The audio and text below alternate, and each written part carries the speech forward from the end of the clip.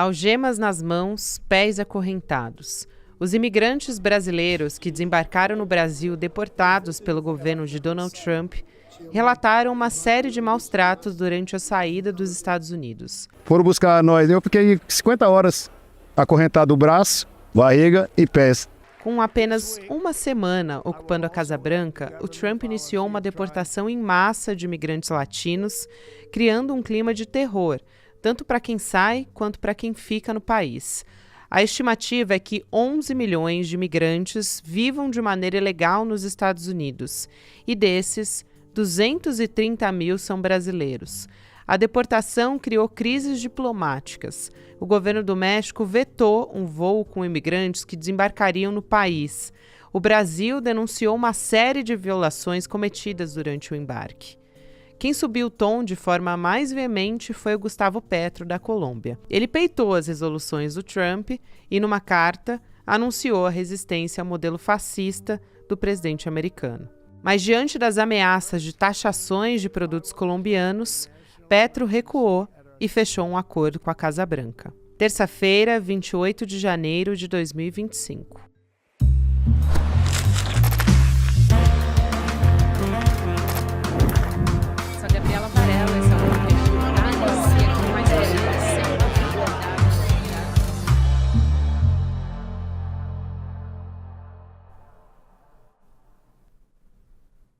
Olá, seja muito bem-vindo, seja muito bem-vinda. Eu sou a Gabriela Varelli e esse é o Videocast em Detalhes.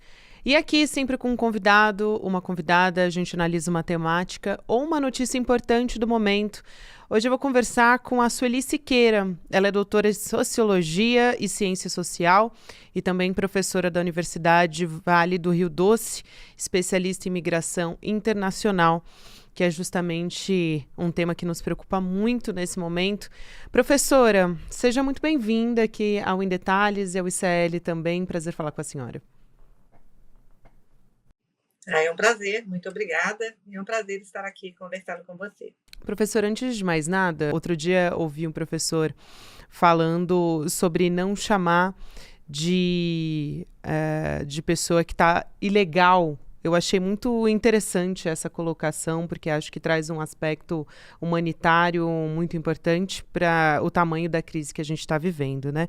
A gente viu a chegada de 88 pessoas nesse final de semana, fazendo parte dessas pessoas que foram divulgadas na Casa Branca de uma forma muito publicitária até, né? Divulgando essas pessoas algemadas, sem autorização, em situação de vulnerabilidade. Então, antes de mais nada, eu quero te ouvir sobre essas denúncias que o próprio Itamaraty está trazendo, quais são as condições que elas estão saindo dos Estados Unidos e o que a gente pode fazer como medida internacional. Dá para dizer que isso caracteriza uma crise migratória nesse momento? Sim, nós vivemos tempos bem complicados em relação a essa questão migratória. As deportações, elas sempre existiram. Se a gente for pegar o histórico das deportações dos Estados Unidos, de imigrantes de um modo geral, nós vamos ver que em todos os governos, seja democrata ou republicano, sempre tivemos essas deportações.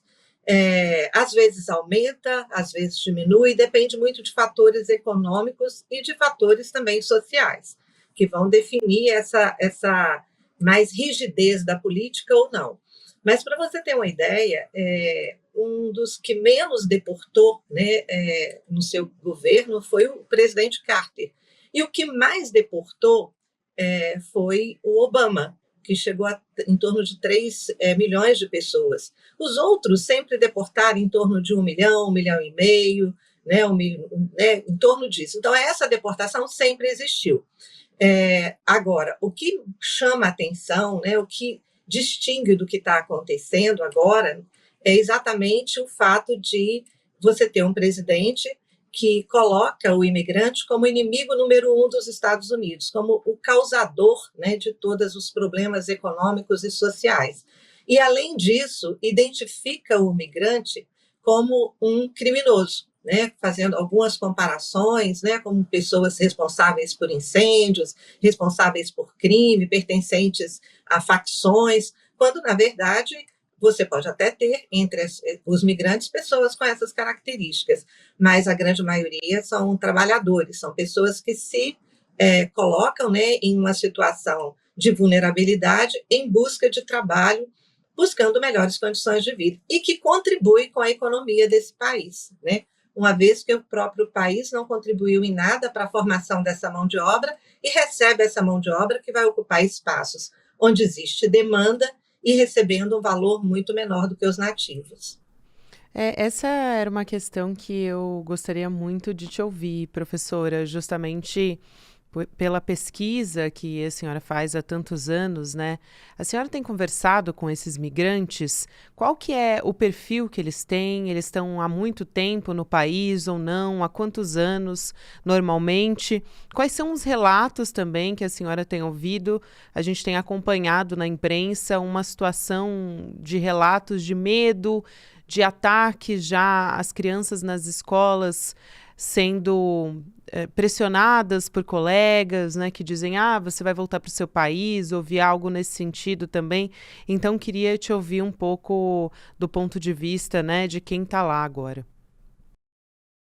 E, exatamente, o que acontece, então? Essa política do Trump, ele quase que autoriza a xenofobia, né? Quando ele coloca o migrante como, né, o inimigo número 1, ele quase que faz isso. E torna, então, a xenofobia, o ódio em relação ao migrante, como algo que todos podem ter, né, ter esse pensamento. E com isso eu tenho escutado relatos, sim, eu tenho feito, semana passada fiz vários contatos com várias entrevistas das pessoas dizendo do medo, né, de até sair de casa para trabalhar, do medo de ser, né, tentar até se tornar invisível para que não sejam percebidos como imigrantes, e como que tem recebido até mesmo esse tipo de ataque. Por enquanto, eles são ataques verbais, né, dizendo exatamente isso, vai embora, nós não queremos você aqui no nosso país, né, vocês são a escória, e estão atrapalhando a vida do nosso país, e as próprias crianças também, né, dizendo que estão recebendo esse, até mesmo de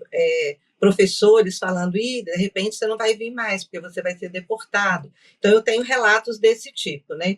E isso, então, realmente torna essas pessoas mais vulneráveis do que sempre foram, porque estar sem documentação já é uma situação de vulnerabilidade. Mas quando você tem uma ação da autoridade máxima do país criminalizando essas pessoas, não reconhecendo, né, o trabalho delas, não reconhecendo que são trabalhadores, então isso torna essas pessoas, né, estar lá muito mais perigoso, e o medo passa a fazer parte do cotidiano dessas pessoas. Isso sempre aconteceu. Quem está sem a documentação sempre teve esse medo, mas agora isso fica muito mais presente, muito mais evidente e numa proporção muito maior. E, professora, levando em conta o perfil dos brasileiros, especificamente, é diferente do perfil de outros migrantes que estão nos Estados Unidos? Normalmente, eles vão com seus familiares. E também uma dúvida que eu ouço muito por parte da nossa audiência é, se eles estão enfrentando dificuldade em outro país, por que eles não retornam? Eu acho que é importante a gente dar a dimensão da complexidade desse assunto, né? Então, o perfil ele vai variar ao longo dos anos. Nós temos aqui mais de 50 anos de fenômeno migratório, né, desse movimento migratório para os Estados Unidos. É um fluxo que começa nos anos 60 e começa exatamente nessa região, que é a região de Governador Valadares, e ao longo do tempo, os primeiros que foram eram pessoas que tinham poder aquisitivo, porque foram com visto de trabalho. Quando chega a década de 80, você tem a classe média migrando, e esses que foram os primeiros que migraram, eles se tornam também empreendedores nos Estados Unidos e começam a levar aqueles que têm menos poder aquisitivo financiando esse movimento migratório. Então, você tem diferentes perfis. Você tem pessoas que estão lá há 50 anos, há 40 anos, e com detalhe, muitos às vezes até sem documento. E aqueles que foram mais recentemente, os que foram, por exemplo, por essa nova modalidade que é o Caicai, que agora é impossível de utilizá-la, né, que é atravessar a fronteira terrestre pelo México e se entregar à autoridade. Como está com a criança, em questões de respeito aos direitos humanos, isso não vai ser possível prendê-los, eles vão receber uma tornozeleira e vai marcar uma data para apresentar à corte. Durante esse tempo, eles vão trabalhar, vão cuidar da vida, e depois alguns até tiram essa tornozeleira e permanecem lá. Mas não cometeram nenhum crime, são simples pessoas que não têm a documentação. Então, nós temos um grande número de pessoas assim. E qual o objetivo principal deles? A pessoa migra exatamente em busca de uma qualidade de vida. Até os anos 2000, o grande projeto era migrar, ganhar dinheiro e retornar. A partir dos anos 2000, a gente percebe isso muito a partir de 2005, 2010, nos nossos estudos, as pessoas começam a migrar agora com o projeto de não retornar. Então, por que eles começam a ter esse projeto, muda esse projeto? Porque você vai ter aqui, primeiro, nessa região nós temos o que nós chamamos de uma cultura de migração, que é essa ideia que você colocou, nós acreditar que migrar é algo bom, é algo que vai ser positivo, que vai melhorar a vida. Além disso, nós temos também, durante esse período, o que é chamado de uma rede migratória sólida. Constituiu nos Estados Unidos cidades com um perfil mesmo com uma comunidade étnica brasileira e que tem ali fornecendo tudo aquilo que eles precisam para sobreviver lá. Tanto a rede de apoio, que é uma rede de apoio local de brasileiros também, como uma rede religiosa também presente, e desses empreendedores que foram anteriormente, que montaram negócios de faxina, negócios de pintura, de construção de pequenos muros de jardim, de jardinagem. Então, essas pessoas agora começam a ir, a partir dos anos 2000, com o objetivo de não retornar. E aí, o que acontece? A segunda parte da sua pergunta, por que eles não voltam quando a situação lá não está muito boa? Exatamente por isso. Voltar é uma resposta que eles me dão sempre. Eu falo, se está tão complicado aí, por que você não volta? Eles dizem o seguinte, voltar como? Voltar para onde? E como que eu vou sobreviver aí? Porque tudo que eu tinha, todo o meu projeto está aqui. E eu não tenho mais como retornar. Então, esses que estão voltando agora, como é que eles estão voltando? Eu ainda não tenho dados que me mostrem, por exemplo, se eles fizeram algum tipo de investimento, se tem,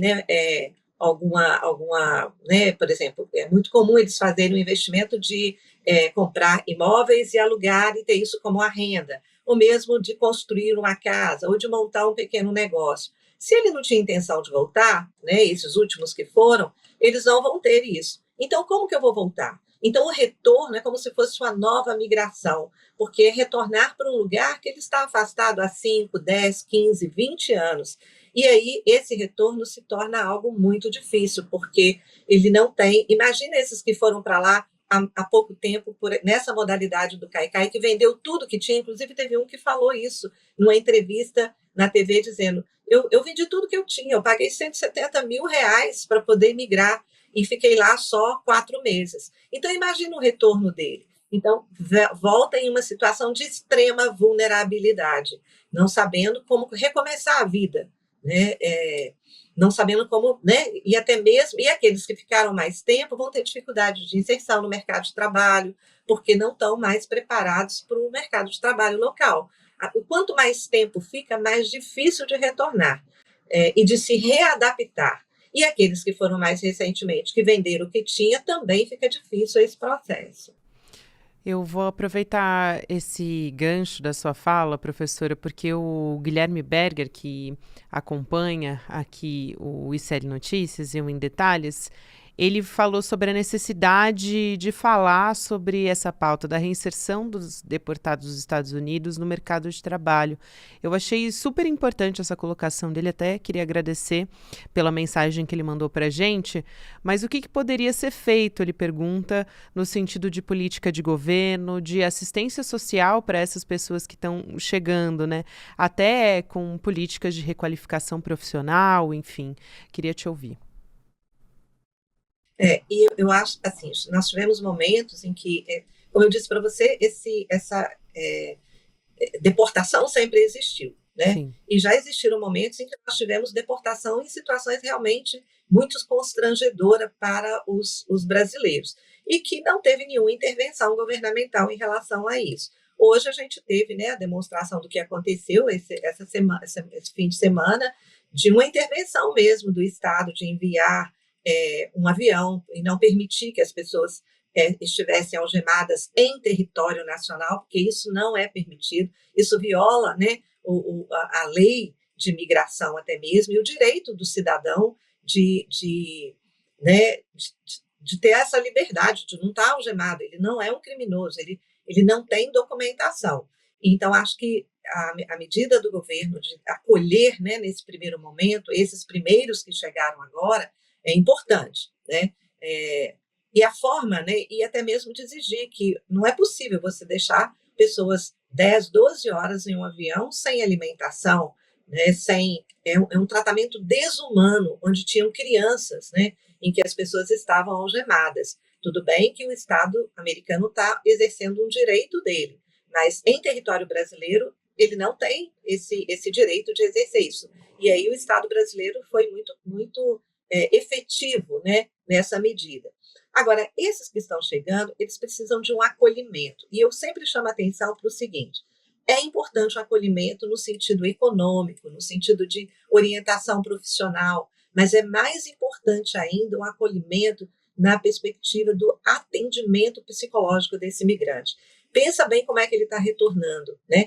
Ele está vindo de um estresse pós-traumático, porque é extremamente traumático essa deportação, toda a viagem de volta, então ele precisa de um atendimento. E nós não temos, até então, nenhuma política de atendimento que cuida dessas questões ligadas à saúde mental. Porque, pensa bem, não adianta você dar um treinamento para inserção no mercado de trabalho se a pessoa está vulnerável psicologicamente, se ela está angustiada psicologicamente. Então, é preciso que tenha esse atendimento. Eu tenho sempre chamado a atenção disso, que políticas públicas neste sentido são extremamente importantes. Justamente, e aí eu quero ouvir do ponto de vista de pressão internacional a essas medidas do governo Trump. Pegando especificamente primeiro o caso da Colômbia, o Gustavo Petro, o presidente, ele abriu um enfrentamento público com o governo Trump nesse final de semana, chegou a publicar uma carta aberta e disse que os Estados Unidos tinham sim que estabelecer um tratamento digno dos migrantes para eles voltarem para o país, né, para o país sul-americano no caso. Só que, apesar de que, aparentemente, no momento, a gente chegou ali a um primeiro desfecho entre Colômbia e Estados Unidos. O Petro recuou sobre não receber os aviões. Acho que isso nem seria possível, né? Não receber os aviões ali, mas isso chegou a entrar no discurso do Gustavo Petro. O presidente da Colômbia, ele também chegou a dizer que responderia na mesma medida. Os Estados Unidos disseram que sanções, mantiveram uma parte dessas sanções, e a Colômbia diz que iria também. Primeiro eu pergunto se esse seria um caminho. Ouvi alguns especialistas dizendo, olha, ainda que a Colômbia tenha se posicionado dessa forma, é de certa forma um Davi contra Golias, colocando os Estados Unidos nessa posição. Por outro lado, abre um enfrentamento que a presidente do México já entrou também, de se posicionar diante de uma política que é completamente violenta contra os migrantes. Então, isso abre para um enfrentamento, para talvez uma pressão para que essas medidas não se tornem cada vez mais violentas, se é que é possível, né? Já que a gente está falando, talvez, de uma política migratória que a gente nunca tenha visto na história recente, né? É possível tornar-se mais violenta, sim, né? A gente tem notícias para outros países que, como muitos migrantes já foram deportados de forma muito mais desumanas, né? Então, é possível, sim. E eu acho que é importante que, né, os países da América Latina, né, os seus representantes tomem posição, e no sentido não é de não deportar, né, porque isso é um direito do Estado americano, mas é no sentido de exigir tratamento humanitário, né? Então, acho que isso até mesmo dos órgãos internacionais que defendem os direitos humanos tem que intervir nessa forma como as coisas estão sendo feitas. Isso já foi feito no primeiro governo Trump, quando ele também fez esse tipo de ação, não com tanta, vamos dizer assim, né, com tanta presença de discurso, mas ele chegou a fazer esse tipo de ação e que houve uma reação contrária e que, né, de alguma forma, por exemplo, separar as crianças dos pais na hora que atravessavam a fronteira e eram presos. Então, isso é algo, né, que uma criança de 6 meses é separada dos pais. Então, isso foi algo que aconteceu e que houve todo um movimento internacional.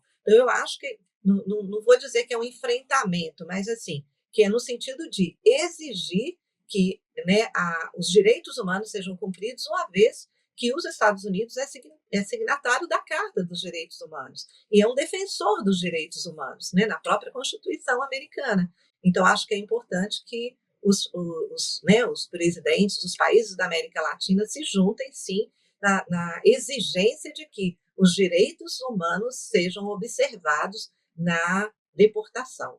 Tem o tratamento digno, né, dessas pessoas que não são criminosas, mas que são trabalhadores, né, que estão sem documento, mas são trabalhadores. E que tipo de pressão uma reunião do CELAC, o CELAC sendo o encontro da Comunidade dos Estados Latino-Americanos e Caribe, vai acontecer nessa quinta-feira, nessa semana, pode impor aos Estados Unidos? Acho que vai muito na linha disso que a gente está falando, muito impulsionado também pelo posicionamento do presidente da Colômbia.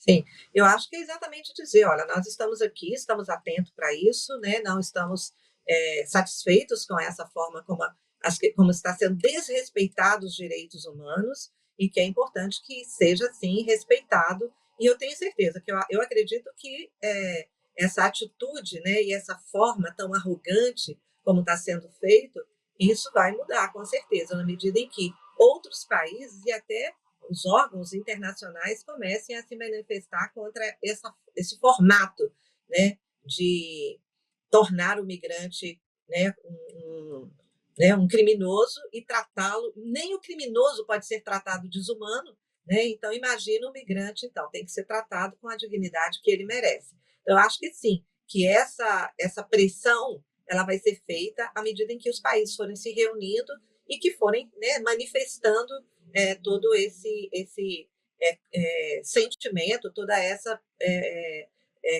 desejo de defender os seus cidadãos, porque isso é função do Estado, né, defender o cidadão, seja ele, né, em que situação ele está, tem que ser defendido, porque é dever do Estado, né, defender o cidadão brasileiro. Que a polícia entre para verificar se tem crianças, né, ou adolescentes em situação irregular.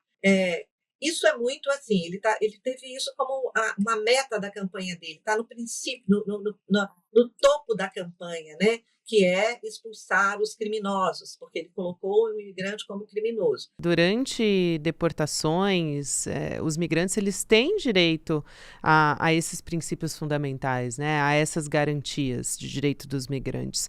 Professora, para a gente fechar, a senhora falou sobre a campanha Donald Trump, que sempre foi, não há nenhuma novidade em relação à política que ele está adotando em relação aos migrantes. Ele chegou a dizer, para dar um exemplo aqui, apesar de ter sido desmentido ao vivo, ele chegou a dizer que os migrantes estavam comendo cachorro, gato, influenciando e dando muita munição para que outras pessoas utilizem esse discurso e também para que esses migrantes sofram violência dentro do próprio país. Para aqueles que não conseguem sair, para quem fica também acaba muito suscetível a essas violências.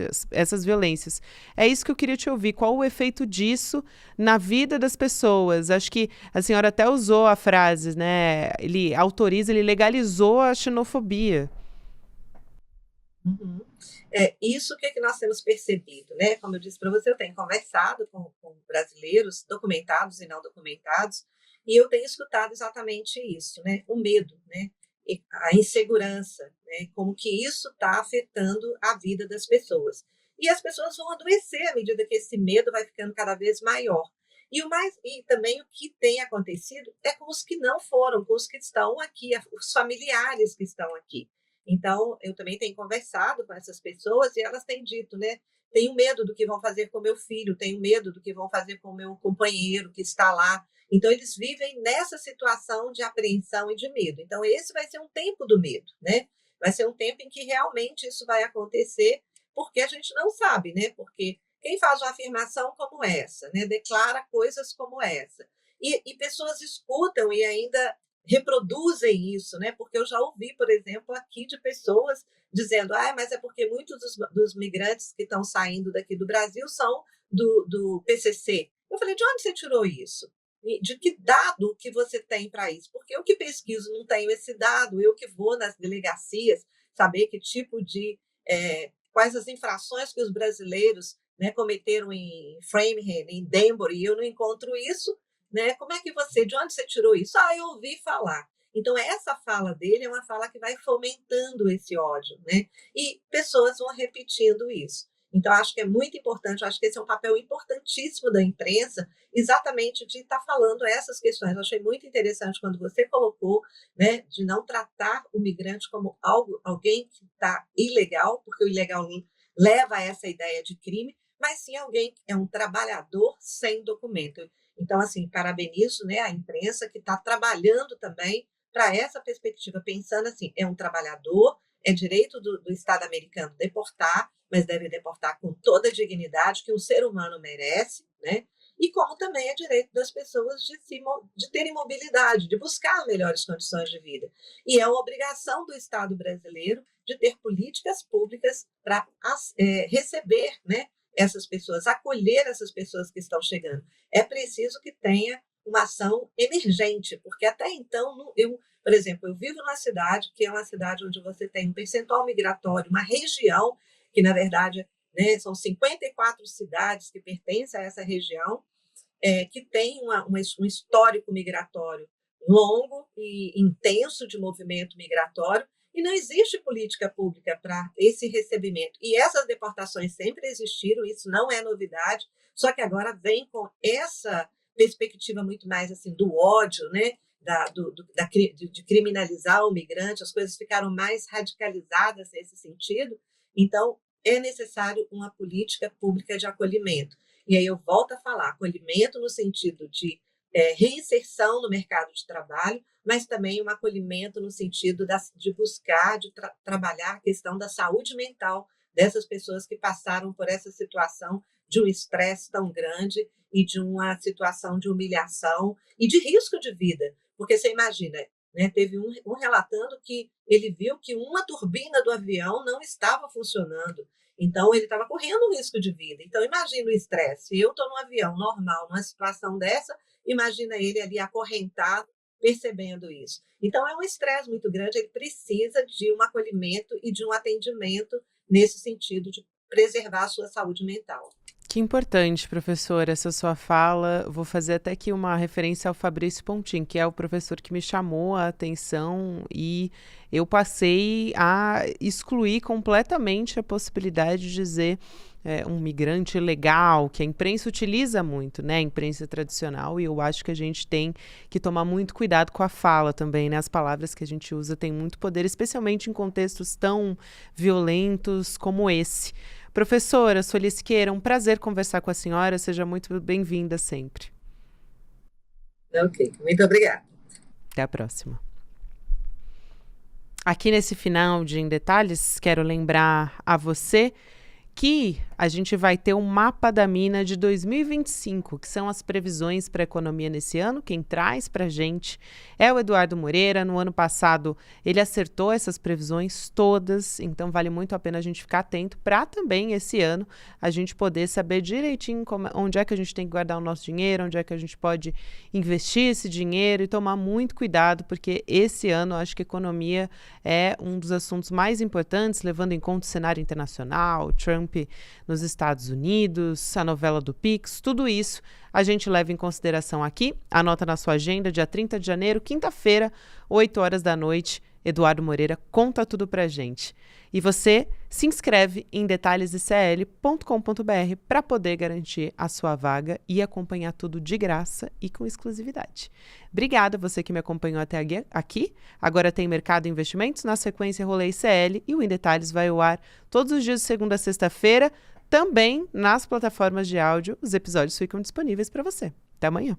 Faltam só 2 dias para a gente se encontrar no evento mais importante que a gente faz todo ano sobre finanças, economia e investimentos, o Mapa da Mina. Nesse ano, o Mapa da Mina 2025 ganha ainda mais importância por causa de todas as incertezas que estão pesando sobre os mercados e sobre a economia no mundo inteiro. A gente se vê às 8 horas da noite. Um abraço e até lá.